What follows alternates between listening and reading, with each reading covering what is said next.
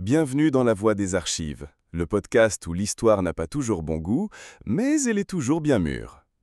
Aujourd'hui, on parle de bananes, de coups d'État et de comment un pays entier est devenu la propriété d'une entreprise américaine avec l'aide discrète mais musclée de la CIA.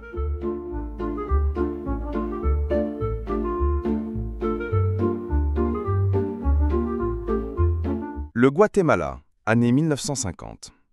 Petit pays d'Amérique centrale, coincé entre le Mexique et le Honduras. Belle terre volcanique, forêt luxuriante, main-d'œuvre pas chère et des bananes. Beaucoup de bananes. Mais ces bananes-là, elles n'appartiennent pas aux Guatémaltèques. Non, elles appartiennent à une entreprise américaine, la United Fruit Company.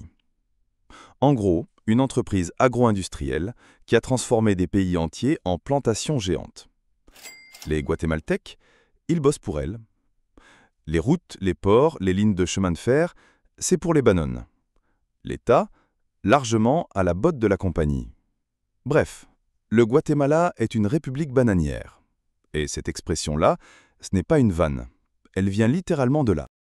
En 1951, un certain Jacobo Arbenz est élu président démocratiquement.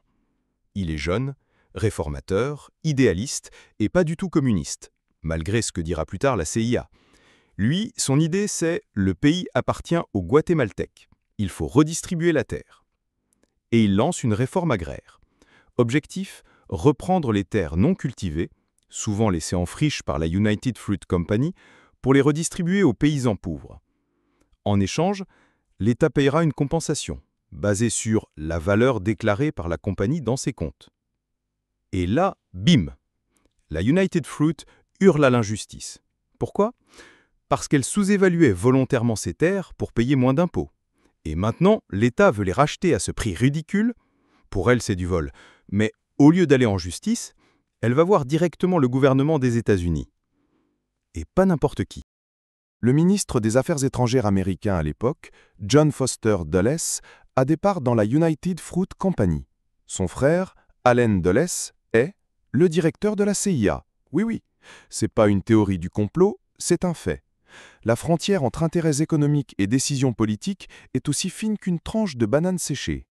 Et donc, la compagnie ne dit pas simplement « nos profits sont menacés », non, elle dit « le Guatemala est en train de tomber aux mains des communistes, c'est un nouveau Cuba, il faut agir ».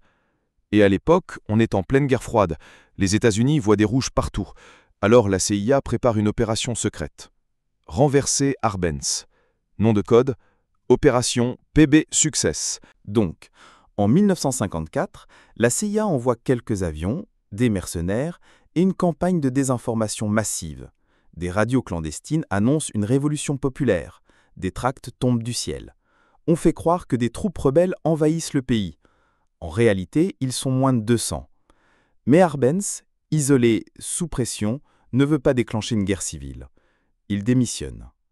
La CIA gagne, sans quasiment tirer un coup de feu. Un général nommé Castillo Armas prend le pouvoir. Soutenu par les États-Unis. Fin des réformes. La United Fruit Company récupère ses terres. L'armée reprend le contrôle. Et le Guatemala ?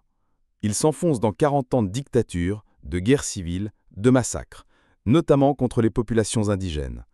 Plus de 200 000 morts selon les estimations. Mais bon, les bananes étaient protégées. Ce coup d'État n'est pas juste une note de bas de page, c'est le modèle, ce qui sera répété au Chili, en Iran, en Afrique, partout où les intérêts des grandes puissances croisent des gouvernements un peu trop indépendants. Ce n'était pas une histoire de démocratie, ni une histoire de communisme. C'était une histoire de profit et de contrôle. Et surtout, d'une entreprise assez puissante pour faire plier une nation entière, avec l'appui de la plus grande puissance du monde. Tu veux la cerise sur le gâteau ? La CIA a avoué tout ça en 1997. Des documents déclassifiés racontent tout, noir sur blanc. Ils ont même produit un manuel pour renverser un gouvernement hostile. Disponible en PDF, mais pas super joyeux à lire. Le Guatemala n'a pas été conquis par des chars ou des bombes. Il a été conquis par une marque de bananes. Un coup de fil entre deux frères puissants et une peur rouge soigneusement cultivée. Comme quoi, parfois l'histoire ne tient pas à une guerre, elle tient à une caisse de fruits et une poignée d'actions. C'était La Voix des Archives, là où l'histoire a encore des choses à dire, même quand elle a un goût amer sous sa peau sucrée. À bientôt pour un nouvel épisode.